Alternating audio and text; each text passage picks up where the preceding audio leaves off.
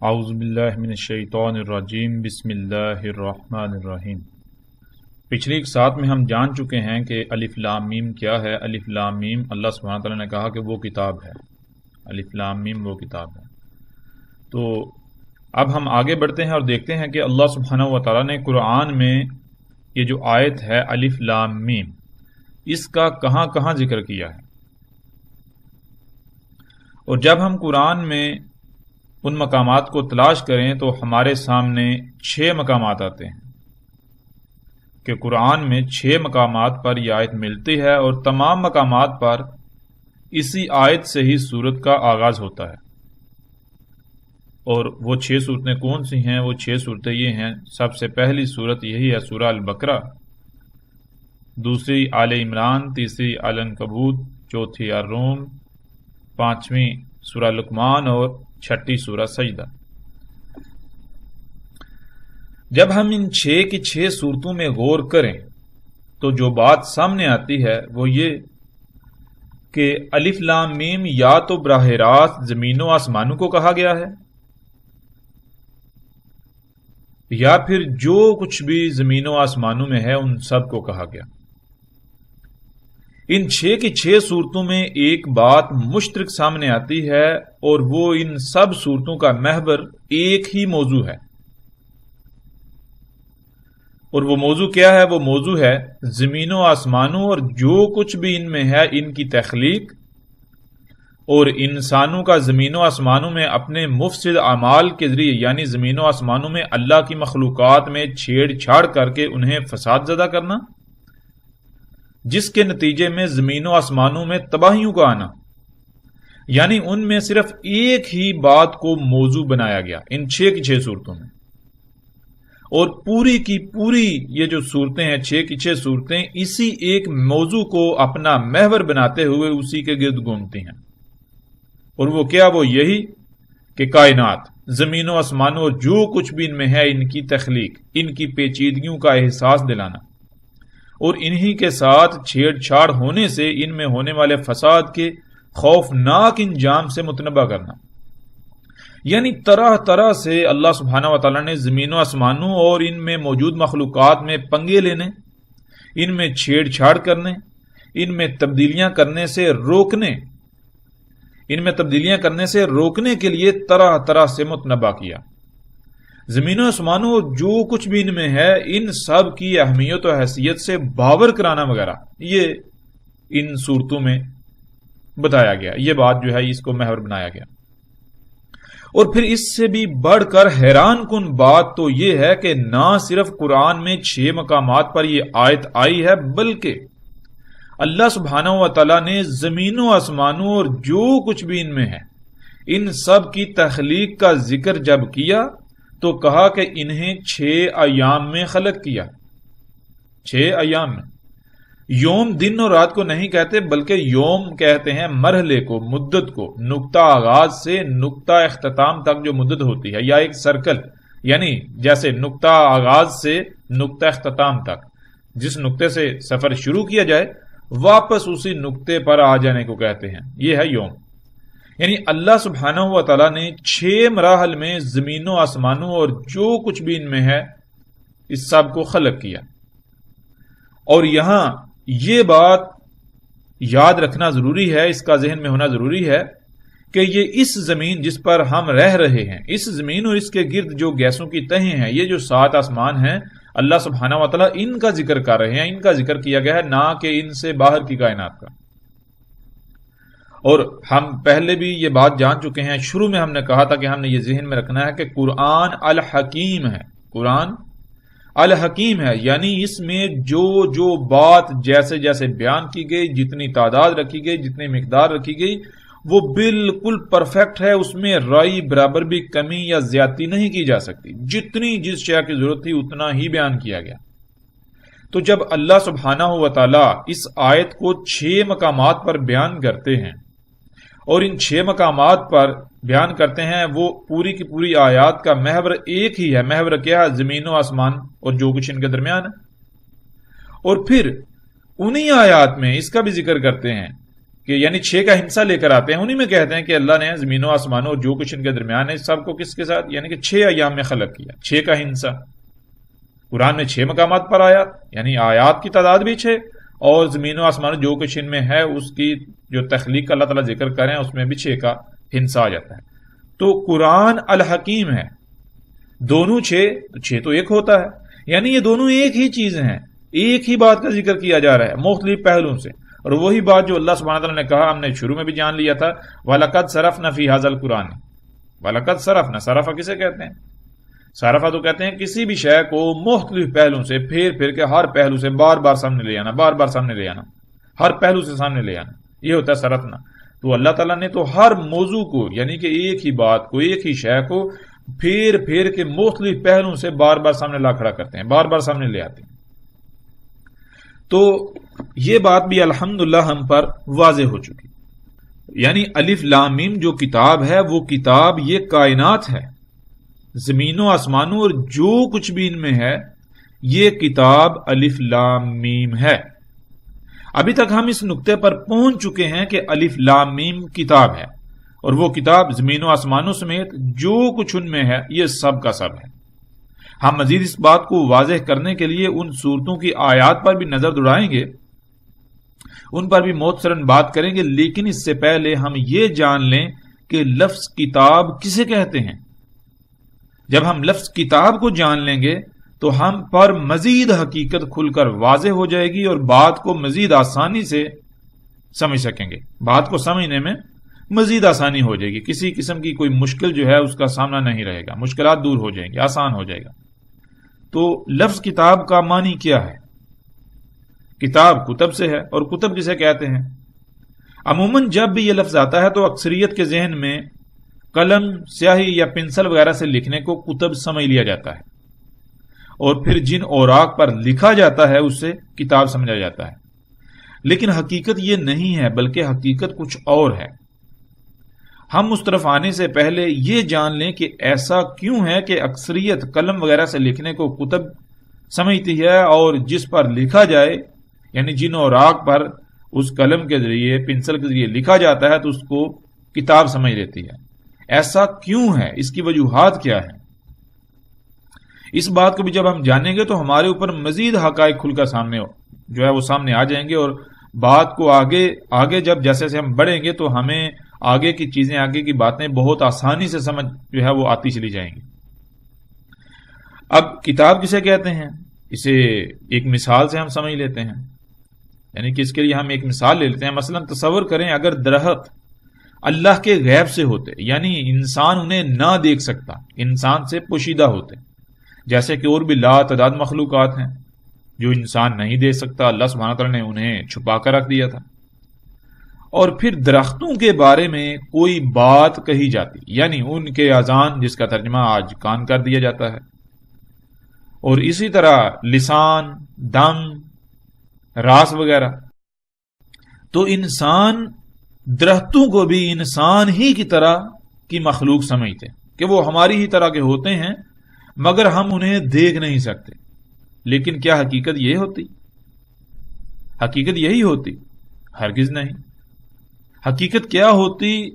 آج درخت ہمارے سامنے ہیں، بالکل اسی طرح جب ملائکہ کا ذکر آتا ہے تو انسان انہیں بالکل اپنی ہی طرح سمجھ لیتے ہیں، لیکن یہ ہے کہ ان کے جی پر ہوتے ہیں جن سے وہ اڑتے ہیں اور ہمیں نظر نہیں آتے، حالانکہ حقیقت بالکل یہ نہیں ہے۔ اسی طرح جب بات جنات کی ہو تو تب بھی ایسا ہی نظریہ، لیکن حقیقت بالکل اس کے برعکس ہے، حقیقت یہ ہے ہی نہیں۔ ایسا کیوں ہوتا ہے؟ ایسا اس لیے ہوتا ہے کیونکہ انسان نے اپنی عقل کے مطابق دائرے لگائے ہوئے ہیں، اور انہی دائروں کو وہ کل سمجھتے ہیں، یعنی ان کے باہر کچھ بھی نہیں، جو کچھ بھی ہے بس اسی دائرے میں موجود ہے، جس دائرے میں ہم بند ہیں، جس دائرے میں ہم قید ہیں، جس دائرے میں وہ قید ہیں۔ یوں پھر جو بھی ان سے بات کی جائے تو وہ اسی دائرے میں بند ہو کر اس کے بارے میں کوئی عقیدہ، نظریہ یا رائے قائم کر کے اس پر ڈٹ جاتے ہیں، اور یوں پھر یہ بات، یہ شے گمراہی کا سبب بنتی ہے۔ بالکل اسی طرح اور انہی وجوہات کی بنیاد پر، انہی وجوہات کی بنا پر جب بھی قرآن میں لفظ کتاب آتا ہے تو اس سے مراد یہ لے لیا جاتا ہے کہ اوراق کا وہ مجموعہ جس پر کچھ لکھا ہوا ہے، اور پھر اسے یہی قرآن قرار دیا جاتا ہے۔ اب آتے ہیں لفظ کتاب کی طرف، جو کہ لفظ کتب سے بنا ہے، اور کتب کرنا کسے کہتے ہیں، یعنی لفظ کتب اس کا معنی کیا ہے؟ اس کا سب سے جامع ترین معنی، یعنی لفظ کتب کا جو جامع ترین معنی ہے وہ یہ ہے کہ علم کا کسی بھی شکل و صورت میں اس طرح موجود ہونا کہ اسے وہاں سے حاصل کیا جا سکے۔ مثلا جب آپ کسی شے کو دیکھتے ہیں تو اس میں غور و فکر کرنے سے آپ کے پاس علم آتا ہے۔ وہ علم آپ کے پاس آنے سے پہلے جس صورت میں موجود تھا، وہ حالت، وہ صورت کتب ہونا کہلاتی ہے، کتب کہلاتی ہے۔ اور جہاں یا جس میں وہ علم کتب تھا، یعنی اس صورت میں موجود تھا، وہ شے عربی میں کتاب کہلاتی ہے۔ ایسے ہی آپ دیکھتے ہیں کہ ایک مشین آپ کے سامنے موجود ہے، وہ مشین نہ صرف ایک وجود ہے، ایک خلق ہے، بلکہ وہ ایسا علم بھی ہے جو کہ کتب ہے۔ اب اگر آپ اس مشین میں غور کریں گے، یعنی اس مشین کی گہرائیوں میں جائیں گے، تو جو علم اس مشین میں کتب تھا یا کتب ہے، وہ آپ کو حاصل ہو جائے گا۔ اسی طرح ایک اور مثال لے لیتے ہیں۔ ذرا تصور کریں کہ آپ نے ایک بڑا سا گھر خریدا جو کہ بالکل خالی ہے۔ آپ گھر کا سارا سامان لے کر آئے تو سوال یہ پیدا ہوتا ہے کہ آپ نے اس کے بعد کیا کرنا ہے، یعنی جب آپ نے گھر خریدا، گھر خالی ہے، سامان لے کر آئے، تو جب سامان لے آئے اس کے بعد سب سے پہلا کام آپ نے کیا کرنا ہے؟ تو جواب یہ ملے گا کہ گھر میں سامان جوڑنا ہے۔ اور اگر پھر یہ سوال کیا جائے کہ آپ کو کیسے علم ہوا کہ سامان جوڑنا ہے، تو پھر جواب آئے گا بھئی ظاہر ہے جب گھر نیا خریدا ہے تو رہنے کے لیے خریدا ہے، اور اس وقت تک گھر میں رہنا ناممکن ہے جب تک کہ جو سامان ہم لے کر آئے ہیں اس کو جوڑ نہیں لیا جاتا، اس کو اپنی اپنی جگہ پر نہیں رکھ لیا جاتا۔ اب جب سامان لائے ہیں تو ظاہر ہے اس وقت سامان کو ہی جوڑا جائے گا، سامان کو اس کی جگہ پر رکھا جائے گا۔ تو اب سوال یہ پیدا ہوتا ہے کہ یہ علم، ابھی جو آپ نے کہا جی سامان جوڑنا ہے، یہ علم آپ کے پاس آنے سے پہلے کہاں تھا؟ ذرا غور کریں، اس بات کے اوپر غور کریں، اس نقطے کے اوپر غور کریں، اس کی گہرائی میں جائیں، اپنے دل و دماغ کو حرکت دیں، اور اسی مثال کو ہم مزید تھوڑا آگے لے کر چلتے ہیں، آگے بڑھاتے ہیں کہ آپ گھر میں سامان جوڑ رہے ہوں اور اچانک گھر میں آگ لگ جائے، تو اب سوال یہ پیدا ہوتا ہے کہ کیا آپ سامان کو ہی جوڑتے رہیں گے، سامان ہی جوڑیں گے، یا پھر پہلے آگ بجھائیں گے؟ تو پھر جواب یہ ہوگا کہ ظاہر ہے پہلے آگ بجھائیں گے، ورنہ سب کچھ جل کر راکھ ہو جائے گا۔ تو پھر وہی سوال کہ غور کریں، آپ نے کہا پہلے آگ بجھائیں گے ورنہ سب کچھ جل کر راکھ ہو جائے گا، تو یہ علم آپ کے پاس کہاں سے آیا؟ یہ علم آپ کے پاس آنے سے پہلے جہاں موجود تھا، وہ صورت، وہ حالت کتب ہونا کہلاتی ہے، اسے کہتے ہیں کتب۔ اب آگ کیا ہے؟ اس کا علم صرف آگ ہی میں کتب ہے۔ آگ کیا ہے؟ اس کا علم، اس کے بارے میں جو معلومات ہیں، اس کا جو علم ہے وہ آگ کے اندر ہی کتب ہے، آگ میں ہی موجود ہے۔ آپ اس وقت تک نہیں جان سکتے جب تک کہ آپ آگ میں غور نہیں کر لیتے، اس کی گہرائی میں جا کر یہ جان نہیں لیتے کہ اس میں کیا علم پوشیدہ ہے۔ یعنی اس کو عربی میں کہتے ہیں اقرا۔ جب تک کہ آپ آگ کو اقرا نہیں کر لیتے، یعنی اس آگ میں غور کر کے یہ نہیں جان لیتے کہ آگ میں کیا علم موجود ہے، جیسے ایک بچہ آگ سے ناشنا ہو، ایک بچہ جو ہے وہ آگ سے ناشنا ہوتا ہے، وہ پہلی بار جب آگ کے قریب جاتا ہے تو وہ بلا جھجک، بلا خوف و خطر جو ہے وہ آگ کو چھو لیتا ہے۔ وہ شے اگر گرم ہو تو اسے وہ چھو لے گا۔ کیوں؟ اس لیے کہ اسے علم نہیں ہے کہ یہ آگ ہے، یہ کیا ہے، یہ کیا کرتی ہے، اس کے نقصانات کیا ہیں، اس سے کیا تکلیف ہوگی، یہ ہے کہ اس سے بچے کو علم نہیں ہے، اس لیے وہ بغیر کسی خوف کے آگ کو چھو لے گا۔ لیکن اس کے بعد آئندہ وہ آگ کے قریب بھی نہیں جائے گا۔ کیوں؟ اس لیے کیونکہ اسے علم ہو گیا بھائی آگ جلاتی ہے، جس سے جلنے کی تکلیف ہوتی ہے۔ تو اب سوال یہ پیدا ہوتا ہے وہ علم جو پہلے اس بچے کے پاس نہیں تھا، جس علم کے نہ ہونے کی وجہ سے اس نے آگ کو چھو لیا، اب دوبارہ وہ آگ کے قریب نہیں جائے گا، وہ علم بچے کے پاس کہاں سے آیا؟ وہ علم تو اسی آگ کے اندر موجود تھا۔ تو بچے نے اقرا کر لیا۔ کیسے اقرا کر لیا؟ یہی جو اس کا عمل تھا، اس نے جان لیا۔ اسے کہتے ہیں کتب ہونا، یعنی کہ علم کسی بھی صورت میں، کسی بھی شکل میں موجود ہو جس کو حاصل کیا جا سکے، جس کو اقرا کیا جا سکے، وہ حالت جو ہے کتب ہوتی ہے، اور جس میں کتب ہو، جہاں کتب ہو، وہ شے وہ کتاب کہلاتی ہے۔ مثال کے طور پر ہم موجودہ دور کی اشیاء سے ہی ایک مثال لے لیتے ہیں۔ مثلا جب آپ اپنے کمپیوٹر یا موبائل میں کچھ لکھتے ہیں، جسے عربی میں کتب کرنا کہتے ہیں، آپ کتب کر رہے ہوتے ہیں، تو کیا وہ آپ قلم اور سیاہی سے کتب کر رہے ہوتے ہیں؟ اور کیا وہ کاغذ کے اوراق پر لکھا جا رہا ہوتا ہے، کتب ہو رہا ہوتا ہے؟ اور کیا پھر کسی ایسی کتاب کی شکل میں محفوظ ہو رہا ہوتا ہے جسے آپ کتاب کہتے ہیں، یعنی کاغذ کے اوراق؟ نہیں نا، بالکل نہیں۔ بلکہ وہ تو کمپیوٹر کی ہارڈ ڈسک، یعنی اس کے اس حصے میں کتب ہو رہا ہوتا ہے، محفوظ ہو رہا ہوتا ہے، جسے آپ ہارڈ ڈسک کہتے ہیں۔ جس میں علم کتب ہو وہ کتاب کہلاتی ہے۔ عربی میں اسے ہارڈ ڈسک نہیں کہا جائے گا، بلکہ عربی میں اسے کتاب کہا جائے گا۔ عربی میں اسے کتاب کہتے ہیں۔ اب اگر وہ کتاب جس میں علم کتب ہے، جس میں علم کتب ہوا ہے، جسے آپ ہارڈ ڈسک کہتے ہیں، وہ آپ کے سامنے لا رکھی جائے، تو کیا آپ اسے پڑھ لیں گے؟ یعنی اقرا کر لیں گے کہ اس کتاب جسے آپ ہارڈ ڈسک کہتے ہیں اس میں کیا علم کتب ہے؟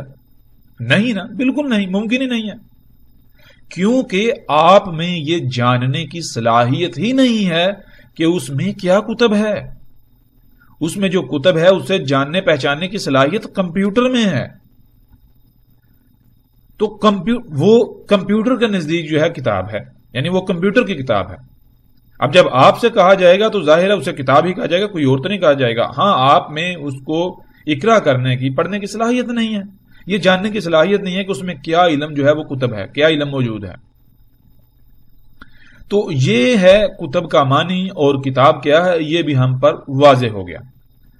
اللہ سبحانہ و تعالیٰ نے قرآن میں اس کائنات کو کتاب کہا، اور اس میں موجود تمام کی تمام مخلوقات کو اس کتاب کی آیات کہا۔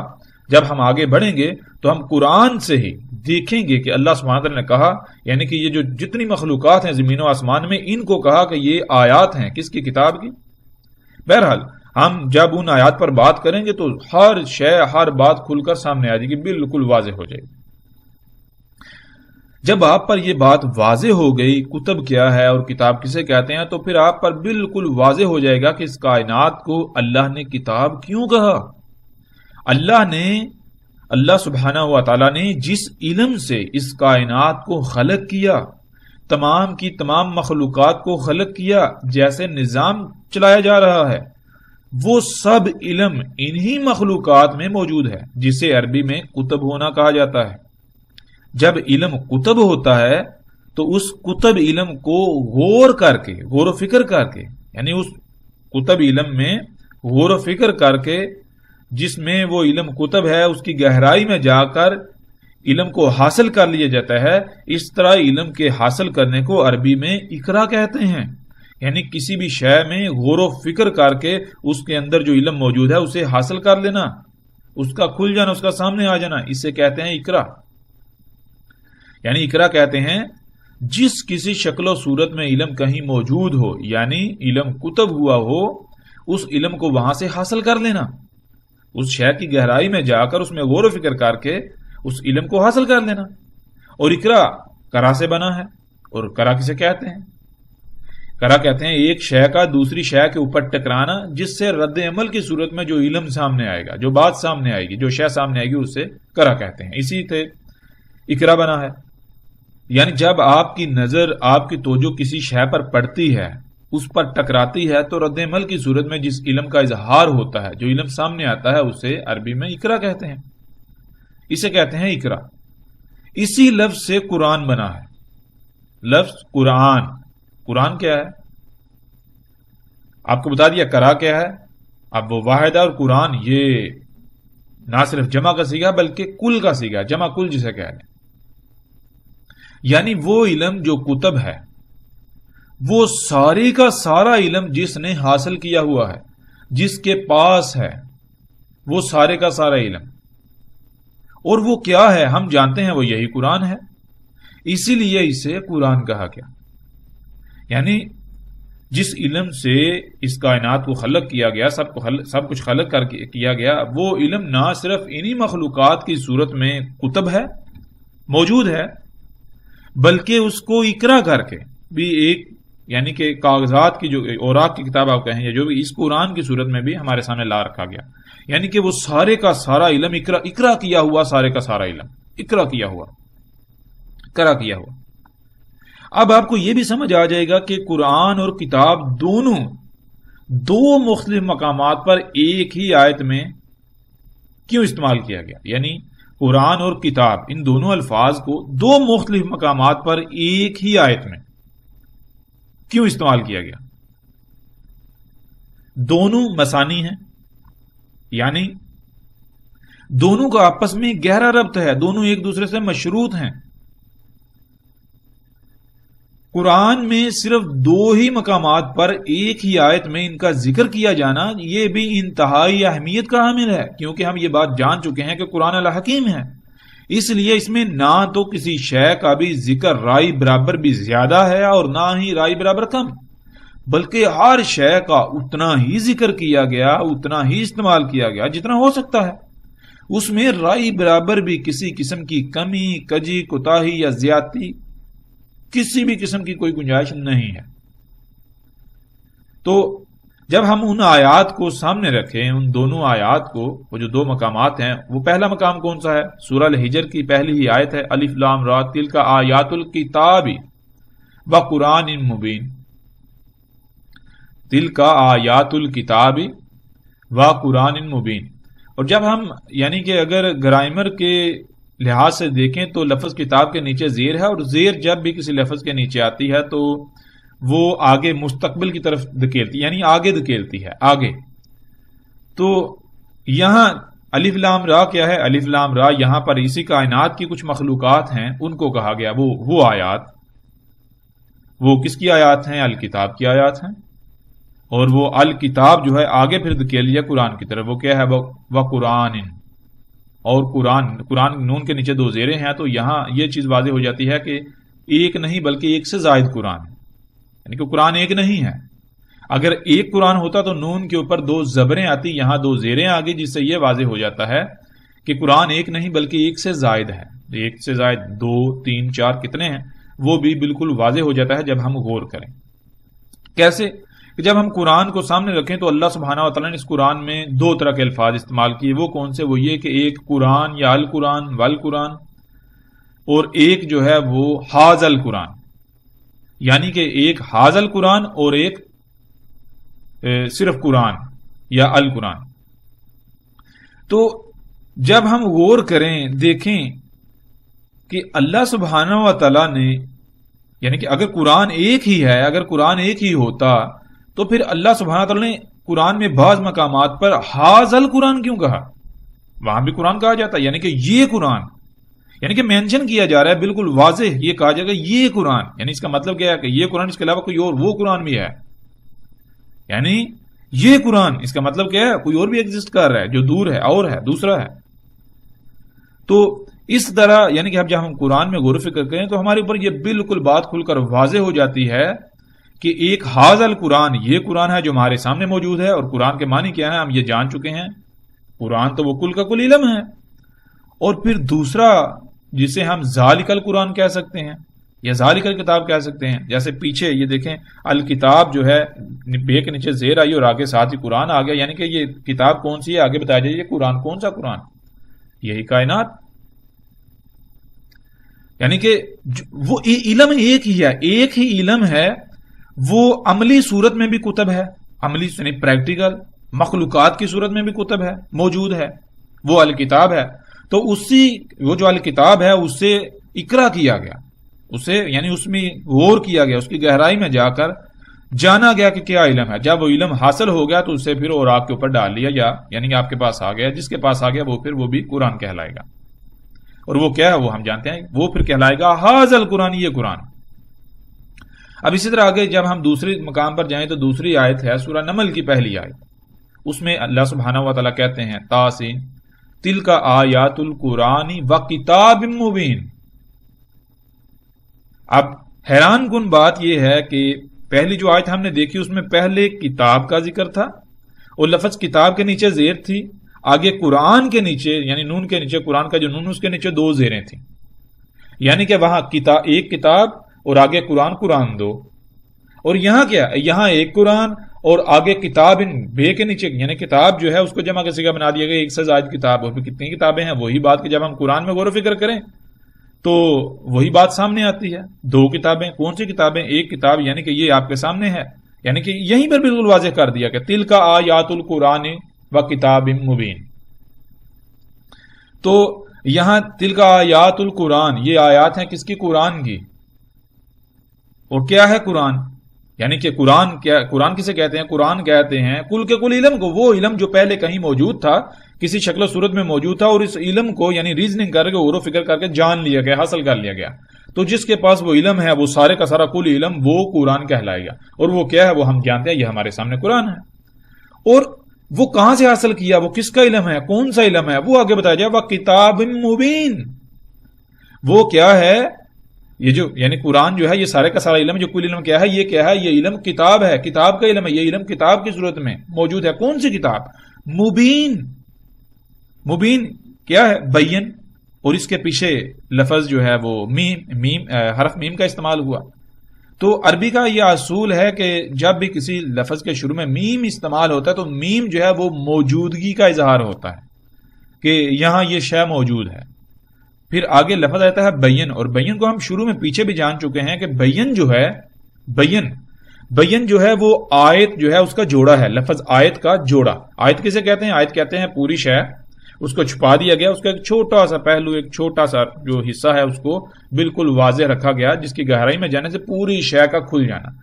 تو وہ جو چھوٹا سا باقی ساری شے چھپی ہوئی ہے، چھوٹا سا حصہ جو ہے وہ آیت کہلائے گا. اور سارے کا سارا کھلا ہوا نا کسی شے کا مکمل ہر پہلو سے سامنے ہونا، واضح ہونا، وہ اسے کہتے ہیں بین.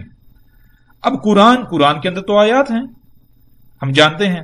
تو یہ آیات بین صورت میں کہاں موجود ہیں؟ وہ اللہ سبحانہ وتعالی بتا رہے ہیں وہ کتاب مبین. کون سی کتاب؟ یہی کائنات. یہ جو بین ہے مبین، جدھر بھی تم نگاہ دوڑاؤ گے، جدھر بھی دیکھو گے، تم بذات خود اسی کتاب کی ایک آیت ہو. اور پھر جب ہم آگے بڑھیں گے یعنی کہ ہم اس موضوع کے اوپر الگ سے بھی تفصیل کے ساتھ بات کریں گے، کیونکہ ابھی ہمارا یہ موضوع نہیں ہے، موضوع اور ہے. اس موضوع کو سمجھنے کے لیے ہم اس کے اوپر مختصراً بات کر رہے ہیں. تو جب ہم الگ سے اس موضوع کے اوپر بات کریں گے تو پھر ہم دیکھیں گے قرآن میں اللہ سبحانہ وتعالی نے کتنی ہی آیات میں یہ کہا کہ یہ جو چرند پرند ہیں، یہ دریا ہیں، سمندر ہیں، یہ درخت ہیں، انسان وغیرہ، یہ جتنی مخلوقات ہیں، جتنے بھی مخلوقات ہیں، اللہ سبحانہ وتعالی کہتے ہیں یہ کتاب مبین کی آیات ہیں. یعنی اس کتاب کی آیات ہیں یہ، جو کتاب بالکل بین ہے، کھلی ہوئی ہے، اس کا ہر پہلو تمہارے سامنے ہے. تم خود اسی کتاب کی آیت ہو. یعنی کہ اگر ہم آیت ہیں، کتاب کی آیت ہیں، تو ظاہر ہے ہم کس میں موجود ہیں؟ ہم تو اس کائنات میں موجود ہیں، اس دنیا میں موجود ہیں. تو ظاہر ہے ہم بھی اس کائنات پھر کتاب ہوئی، ہم اس کی آیت ہیں. اگر ہم میں یعنی ایک انسان میں غور کیا جائے، ایک بشر میں غور کیا جائے، تو اس میں جب غور کیا، جس کی گہرائی میں جایا جائے، تو بالکل وہ یعنی کہ حقیقت پوری کل یعنی کتاب کیا ہے وہ ساری حقیقت سامنے آ جائے گی. بہرحال تو ان دونوں مقامات پر یہ بالکل واضح ہو جاتا ہے کہ جسے کتاب کہا گیا اسے قرآن کہا گیا. کتاب اور قرآن میں فرق جو ہے وہ ذہن میں رکھنا ہے. کتاب کیا ہے؟ کتاب ہے پریکٹیکل، یعنی علم کا پریکٹیکل صورت میں موجود ہونا، عملی صورت میں موجود ہونا، علم کا فزیکل صورت میں موجود ہونا، آیات کی صورت. اور قرآن کہتے ہیں وہ علم جو موجود ہے، اس علم کو یعنی کہ جہاں موجود ہے وہاں غور و فکر کر کے اس کی گہرائی میں جا کے اس علم کو حاصل کر لینا، حاصل کیا ہوا علم، اسے قرآن کہتے ہیں. یعنی ایک ہی علم ہے جو دو مختلف صورتوں میں موجود ہے، ایک کتاب کی صورت میں اور دوسرا قرآن کی صورت میں. یعنی کہ ایک جو ہے وہ عملاً کھلم کھلا ان مخلوقات کی صورت میں یہ آیات ہیں، یہ کتاب ہے کائنات، اس صورت وہی علم ہے، وہ ظہور پذیر ہے، علم ہے وہ ظہور پذیر ہے، وہی علم جو ہے وہ جب آپ اس کو کرا کر لیں، یعنی اس کی گہرائی میں جا کے غور و فکر کر کے سو جان لے، حاصل کر لیں، تو جو جان لے گا، جس کے اندر وہ سارا علم آ جائے گا، اسے کیا کہا جائے گا؟ اسے قرآن کہا جائے گا۔ تو اس لیے اب دونوں ہیں تو ایک ہی، دونوں یعنی کہ اگر دونوں کو ایک کہا جائے تو علم کی بنیاد پر دونوں ایک ہے، یعنی کہ پیچھے لے کے جائیں تو علم کی سطح پر دونوں ایک ہیں، لیکن جب فرق آئے گا، فرق کہاں آئے گا؟ جب کتاب کہا جائے گا تو کتاب سے مراد کیا جائے کہ علم جو ہے وہ پریکٹیکل صورت میں موجود ہے، پریکٹیکل صورت میں علم کا موجود ہونا، کتب ہوا ہونا۔ تو قرآن جب کہا جائے گا، قرآن کہا جائے گا اسی علم کا غور و فکر کر کے ریزننگ کر کے حاصل کیا ہونا، جس کے اندر وہ علم موجود ہے۔ قرآن الگ ہے، ہم الگ ہیں، تو پھر قرآن اپنے آپ میں تو قرآن ہے، یعنی کہ قرآن جو ہے اپنے آپ میں وہ قرآن ہے، وہ ایک ایسی شے ہے، وہ ایک یعنی کہ وہ ہے جس کے اندر اس کائنات کا سارا علم موجود ہے، جس کے پاس علم موجود ہے، جس نے غور و فکر کا ریزننگ کر کے وہ اکٹھا کر لیا، حاصل کر لیا۔ لیکن ہمارے لیے یہ جو قرآن ہے، حاضر القرآن، یہ ایک دوسرا وجود ہے، اور چونکہ اس میں بھی علم ہے اور کتب ہوا ہے تو یہ بھی ہمارے لیے کتاب ہی کہلائے گی۔ بہرحال تو یہ چیزیں، یہ باتیں ذہن میں جب تک ہم نہیں رکھیں گے، ہم جو ہے وہ حقیقت کو نہیں جان سکتے، ہم حق کو نہیں پہچان سکتے۔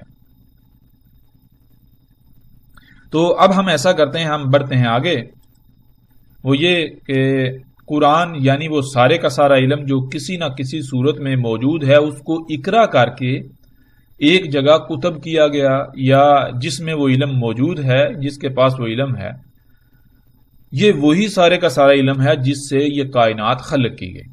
اس لیے پھر کائنات بھی نہ صرف قرآن ہے بلکہ وہ کتاب ہے، وہ بھی کتاب ہے۔ بہرحال اب اسی لیے اللہ سبحانہ و تعالی نے قرآن میں ایک نہیں بلکہ دو قرآن کا ذکر کیا، اور پھر اسی طرح ایک نہیں بلکہ دو کتاب کا ذکر کیا، ایک القرآن اور دوسرا حاضر القرآن، قرآن اور حاضر القرآن۔ تو بالکل اسی طرح کتاب کا بھی معاملہ ہے، کتاب کو بھی اللہ سبحانہ تعالیٰ نے دو مختلف صورتوں میں بیان کیا۔ تو یہ تھی کتاب اور قرآن، دونوں کی اگر حقیقت دیکھی جائے تو دونوں ایک ہی ہیں، اور وہ کل کا کل علم ہے جو دو صورتوں میں موجود ہے۔ ایک صورت اس کائنات کی صورت میں کتب ہے، یعنی وہ علم اس کائنات مخلوقات کی صورت میں کتب ہے، اور دوسری صورت یعنی وہی علم جو ہے ایک دوسری صورت میں کتب ہے، موجود ہے۔ وہ کون سا ہے؟ وہ یہ قرآن کی صورت میں موجود ہے۔ الحمدللہ ثم الحمدللہ ہم پر الکتاب کی حقیقت بالکل واضح ہو چکی ہے کہ الکتاب یہ کائنات ہے، زمین و آسمانوں اور جو کچھ بھی ان میں ہے، جو کچھ بھی ان میں موجود ہے، سب کے سب کو اللہ سبحانہ و تعالی نے کتاب کہا۔ یہ جتنی بھی مخلوقات ہیں یہ اسی کتاب کی آیات ہیں، یہ جتنی بھی مخلوقات ہیں یہ اسی کتاب کی آیات ہیں۔ جیسے کہ ہم اگر قرآن میں غور کریں، قرآن میں دیکھیں تو قرآن میں ایسی بہت ساری آیات بھی ہیں،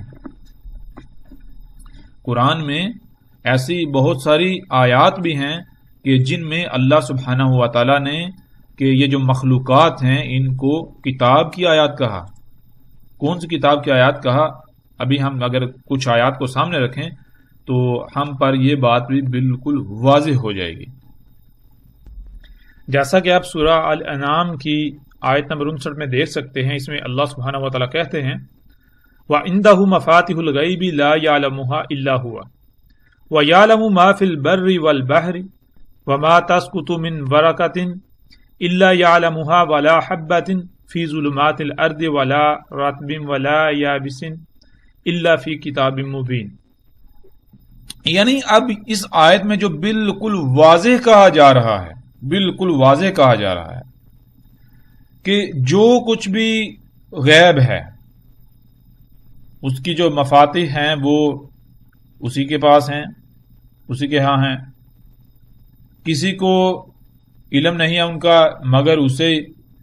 اب آگے یعلم اور جانتا ہے، ما فی البر جو کچھ بھی بر میں یعنی خشکی کے اندر، جو کچھ بھی خشکی کے اندر ہے، اس زمین کے اندر ہے، جو کچھ بھی جو بھی خشکی میں ہے، والبحری اور جو پانیوں کے اندر ہے، تری کے اندر پانی یعنی کہ جو بھی پانی کے مقامات ہے، سمندر۔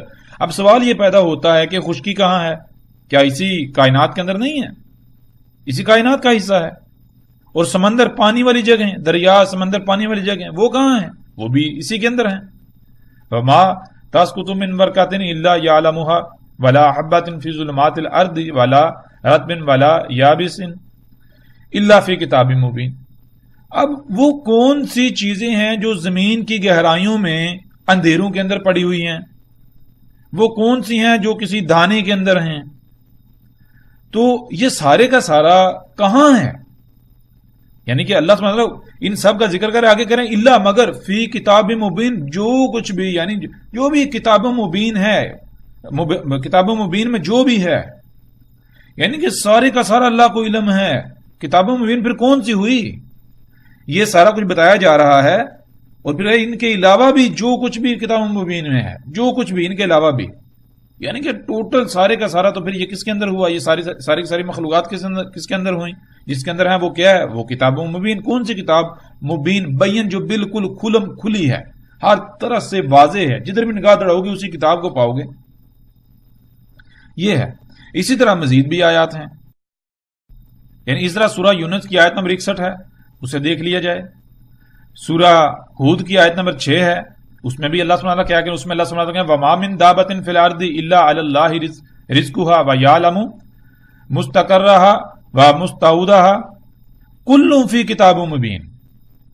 یعنی کہ اللہ سبحانہ وتعالی جتنے بھی دابہ ہیں، دابہ میں سے کوئی بھی نہیں، یعنی زمین میں جو حرکت کرنے والے جاندار ہیں، حرکت کرنے والے جو جاندار ہیں زمین میں، وہ جتنے بھی ہیں، اور پھر ان کا رزق جو ہے وہ بھی اللہ کے اوپر ہے. یہ سارے کا سارا یعنی کہ وہ رزق کہاں پر پڑا ہے، کیسے جو ہے وہ پھر خلق کیا جاتا ہے، ذرات کی صورت میں کہاں کہاں پڑا ہے، یعنی کہ جی سارے کا سارا کہاں ہے. اللہ تعالیٰ کہتے ہیں کل تمام کا تمام فی کتاب مبین، یہ کتاب مبین میں ہے. یہ کتاب مبین کون سی کتاب ہم جان چکے. مبین میم موجود کیا، اظہار بین کسے کہتے ہیں؟ ہر لحاظ سے کھلا ہوا ہونا، جدھر بھی نگاہ دوڑاؤ وہ چیز موجود ہے، شے موجود ہے. یہ ہوتا ہے بین، ہر پہلو سے واضح، ہر پہلو سے کھلا ہوا ہونا، ہر پہلو سے سامنے ہونا. تو کل فی کتاب مبین، کل تمام کی تمام فی میں کس میں ہے؟ کتاب میں ہے. کون سی کتاب؟ مبین، جو بین ہے. ایک ہے کتاب مبین بین، دوسری کتاب کون سی ہے؟ جسے اللہ نے قرآن کہا، جس کے اندر آیات ہیں، آیات اور بینات، یہ جوڑا ہے ایک دوسرے کا. تو جب کتاب مبین کی بات ہوتی ہے تو یہ کائنات کتاب کی بات ہوتی ہے، یہ کائنات. جب قرآن کو اگر کتاب کہا جائے، قرآن کی بات ہوتی ہے تو قرآن میں آیات ہیں. تو یہ اسی طرح مزید بھی قرآن میں آیات ہیں کہ جن میں اللہ سبحانہ وتعالی بالکل واضح کہتے ہیں. اللہ سبحانہ کیا کہتے ہیں؟ اللہ سبحانہ دیکھیں آپ سورہ نمل میں دیکھیں، سورہ نمل کی آیت نمبر 75 میں اللہ تعالیٰ کیا کہتے ہیں؟ سورہ نمل کی آیت نمبر 75 میں اللہ تعالیٰ کہتے ہیں کہ وما من غائبات فی السماء والارض الا فی کتاب مبین. یعنی اور نہیں ہے جو بھی غائب ہے، پوشیدہ ہے فضا کے اندر، آسمان میں، اور جو کچھ بھی زمین میں ہے جو پوشیدہ ہے، چھپا ہوا، وہ سارے کا سارا کہاں ہے؟ یہ سارے کا سارا نہیں ہے. اگر ہے تو کتاب مبین میں ہے. یہ کتاب مبین کا حصہ ہے، کتاب مبین کے اندر ہے، یہ اس کتاب کے اندر ہے.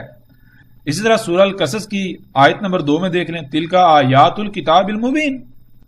یعنی کہ اگر آپ اب سورہ سبا کی آیت نمبر 3 دیکھیں تو اس میں بھی یہی بات ہے. اس میں کیا اللہ سبحانہ وتعالی کہہ رہے ہیں؟ لا یعزب عنہ مثقال ذرۃ فی السماوات ولا فی الارض ولا اصغر من ذلک ولا اکبر الا فی کتاب مبین. یعنی کہ آسمانوں اور زمینوں میں کوئی ایک چھوٹے سے چھوٹا یا بڑے سے بڑا کوئی ذرہ ایسا نہیں ہے. وہ جس سب کچھ ہے یہ کہاں ہے؟ یہ سارے کا سارا کتاب مبین میں ہے. یہ کتاب مبین کا حصہ ہے. جیسے مثال کے طور آپ کو کہا جائے کہ یہ دل، یہ گردے، یہ پھیپھڑے نہیں ہیں، یہ اگر ہیں تو یہ تمہارے جسم میں ہیں، یہ جسم کے اندر ہیں، یہ جسم میں ہیں. تو ظاہر ہے بالکل واضح بات ہو جاتی ہے کہ کہاں موجود ہیں. تو پھر اسی طرح اور بھی مزید آیات ہیں. جب ہم ان آیات کو دیکھیں تو ہر لحاظ سے یہ بالکل واضح ہو جاتا ہے، واضح ہو جاتا ہے کہ کتاب کیا ہے. بالکل کھل کر ہر بات جو ہے وہ واضح ہو جاتی ہے. تو اب ہم بڑھتے ہیں آگے. باقی جو باتیں ہیں یعنی کہ ہم نے پیچھے کی، یعنی کہ جو 6 صورتوں کے اندر اللہ سبحانہ وتعالی نے موضوع و محور بنایا اسی کائنات کو، زمین و آسمان اور جو کچھ بھی ان کے درمیان ہے، ان کی تخلیق کو. تو اس کے اوپر ابھی ہم جو ہے تفصیل کے ساتھ جو ہے الگ موضوع کے تحت بات کریں گے، لیکن اب ہم پھر واپس پلٹتے ہیں اپنے موضوع کی طرف تاکہ ہم آگے سلسلہ جو ہے اس کو بڑھائیں۔ تو کیا ہے آگے اللہ سبحانہ وتعالی کیا کہتے ہیں، دیکھیں ہم جب غور کریں، الف لام میم ذالک الکتاب لا ریب فیہ ھدی للمتقین۔ الف لام میم وہ کتاب ہے، ریب نہیں ہے اس میں، ھدی ہے متقین کے لیے۔ ان میں سب سے پہلے استعمال ہونے والے الفاظ کو جاننا بہت ضروری ہے۔ ان میں پہلا لفظ ریب، دوسرا ھدی اور متقین۔ ریب کسے کہتے ہیں؟ ریب کہتے ہیں کسی قسم کی بھی کمی، کجی، کوتاہی وغیرہ کا جو ادنا ترین درجہ ہوتا ہے، ادنا ترین درجہ وہ ہونا۔ تو اللہ سبحانہ تعالیٰ کہہ رہے ہیں کہ الف لام میم جو کتاب ہے، کون سی کتاب؟ یہی جو کائنات ہے، اس میں کسی قسم کی کمی، کجی یا کوتاہی کا ادنا ترین درجہ جو ہوتا ہے وہ بھی نہیں ہے، یعنی کہ جس کے بارے میں تصور کرنا بھی محال ہو اس حد تک بھی نہیں ہے کہ یہ جو کتاب ہے، یہ کائنات، اس میں رائی برابر بھی کوئی کمی، کجی یا کوتاہی نہیں ہے اس میں کہ اس میں ھدی نہ ہو، اس میں ھدی ہے۔ ھدی کسے کہتے ہیں؟ اسے ایک مثال سے سمجھ لیجیے۔ بنیادی طور پر ھدی کہتے ہیں کہ منزل پر پہنچنے کے لیے، مقصد کو پورا کرنے کے لیے جب جیسے جیسے ہدایات درکار ہوں تب ویسے ویسے ہدایات یعنی رہنمائی کرتے جانا۔ بالکل اسی طرح جیسے کہ کسی اندھے کا ہاتھ پکڑ کر کوئی دوسرا ساتھ ساتھ چلتا ہے، اس کی رہنمائی کرتا ہے، بالکل اس طرح اس کو کہتے ہیں ھدی۔ تو اللہ سبحانہ و تعالیٰ یہ کہہ رہے ہیں کہ کائنات یعنی یہ زمین و آسمان اور جو کچھ بھی ان کے درمیان ہے، ان میں ہے، ان کی تخلیق ایسے ہوئی ہے کہ یہ ہر مخلوق کو، یعنی یہ کائنات جو ہے ہر مخلوق کو ایسے اس کے مقام پر لا کر قائم کر دیتی ہے، لا کھڑا کرتی ہے، جیسے کوئی اندھا ہو اور اس کا ہاتھ پکڑ کر اس کے ساتھ ساتھ چلا جاتا ہے، اس کو رستہ دکھایا جاتا ہے، اس کو ساتھ ساتھ پکڑ کر لے جایا جاتا ہے۔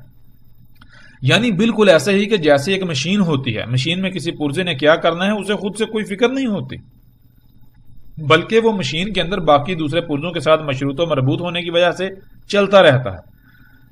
مشین کی رفتار تیز ہوگی تو اس کی رفتار میں بھی تیزی آ جائے گی، مشین کی رفتار کم ہوگی تو اس کی رفتار میں بھی کمی واقع ہو جائے گی، یعنی کہ جیسے مشین چلے گی ویسے ویسے اس پرزے کی رفتار میں کمی یا زیادتی ہوتی چلی جائے گی۔ اسے خود سے کسی قسم کی کوئی فکر ہی نہیں ہے کہ اس نے کب کیا کرنا ہے، کیا نہیں کرنا، کب اس نے جو ہے وہ آف رہنا ہے، کب اس نے آن ہونا ہے، اسے کوئی فکر نہیں ہے۔ وہ مشین کے ساتھ مشروط ہے، مشین جانے اس کا کام جانے۔ اور پھر جب ہم غور کریں اس کائنات میں تو حقیقتاً ہمیں بالکل یہی بات نظر آئے گی کہ یہ کائنات ایک مشین کی مانند ہے، بالکل اسی طرح جیسے ہمارا جسم ہے جو مختلف اعضاء کے مجموعے سے وجود میں آتا ہے، تمام کے تمام اعضاء ایک مشین کے پرزو کی مانند ہیں، اپنے اپنے مقام پر قائم ہیں، اپنی اپنی ذمہ داری پوری کرتے ہیں، جس سے اس جسم میں ایک بہترین توازن نہ صرف قائم ہے بلکہ قائم رہتا ہے، اس وقت تک قائم رہتا ہے جب تک کہ کوئی مخلوق یعنی کوئی عضو جو ہے اپنی ذمہ داری سے لاپرواہی نہ کرے، کوتاہی نہ کرے، سستی نہ برتے، اپنی ذمہ داری کو پورا کرنا چھوڑ نہ دے۔ بالکل یہی مثال اس کائنات کی، زمین و آسمانوں اور جو کچھ بھی ان کے درمیان ہے، ان سب کی ہے۔ اب جب اللہ سبحانہ و تعالیٰ نے خود یہ کہا کہ یہ کائنات ہر مخلوق کو ایسے اس کے مقام اور مقصد کی طرف رہنمائی کرتی ہے جیسے اندھے کا ہاتھ پکڑ کر اس کی رہنمائی کی جاتی ہے، اس کو اس کی منزل کی طرف لے جایا جاتا ہے، تو پھر سوال یہ پیدا ہوتا ہے کہ آج کوئی ایک بھی انسان ایسا نظر نہیں آتا کہ جو اسی لائن پر قائم ہو، اسی مقصد کو پورا کر رہا ہو جس لائن پر قائم ہونا ہے، اور اس پر قائم ہو کر اس مقصد کو پورا کرنا ہے جس کے لیے خلق کیا گیا۔ بلکہ یہ بات تو دور، الٹا کسی کو یہ تک علم نہیں ہے کہ وہ مقصد ہے کیا، ہمیں خلق کس مقصد کے لیے کیا گیا، کسی کو علم ہی نہیں ہے۔ تو پھر مقصد پورا کرنا تو دور کی بات، وہ تو بات کی بات ہے۔ ہر کوئی اپنی اپنی کہانیاں گھڑ کر اس پر عمل کر رہا ہے، ہر ایک کا دعویٰ حق کا ہے، لیکن جب کوئی سوال کیا جائے، کسی کے سامنے کوئی سوال رکھا جائے تو آگے سے سامنے والا لاجواب ہو جاتا ہے، کوئی جواب نہیں دیتا، اس کے باوجود وہ دعویٰ کر رہا ہوتا ہے جی میں حق پر ہوں، میں حق پر ہوں، میں حق پر ہوں، میں ہی حق پر ہوں۔ تو پھر ایسا کیوں ہے؟ اگر الکتاب یعنی اس کائنات کا معاملہ ایسا ہے جیسے کہا گیا، تو پھر ان انسانوں کی اس کائنات نے ایسے رہنمائی کیوں نہ کی جیسے کہ کسی اندھے کا ہاتھ پکڑ کر کی جاتی ہے، خود سے پکڑ کر لے جایا جاتا ہے، جدھر جدھر جانا ہے، کیا کرنا ہے کیا نہیں کرنا، ایسے کہ جیسے آپ ایک ٹول ہیں، ایک پرزہ بن جاتے ہیں، آپ کو بس استعمال کیا جاتا ہے، آپ نے کیا کرنا ہے آپ کو کوئی فکر نہیں، جس نے کروانا ہے وہ کرواتا ہے آپ سے، تو ایسا کیوں نہیں ہے؟ تو ساتھ ہی اللہ سبحانہ و تعالیٰ نے اس بات کا بھی جواب دے دیا کہ ہاں اس میں ریب نہیں ہے، یہ بالکل اسی طرح رہنمائی کرتی ہے، مگر اس کے لیے ایک شرط ہے، اور وہ شرط کیا ہے؟ وہ شرط یہ ہے کہ ایسے رہنمائی متقین کے لیے ہے، نہ کہ ان کے علاوہ کسی کے لیے بھی۔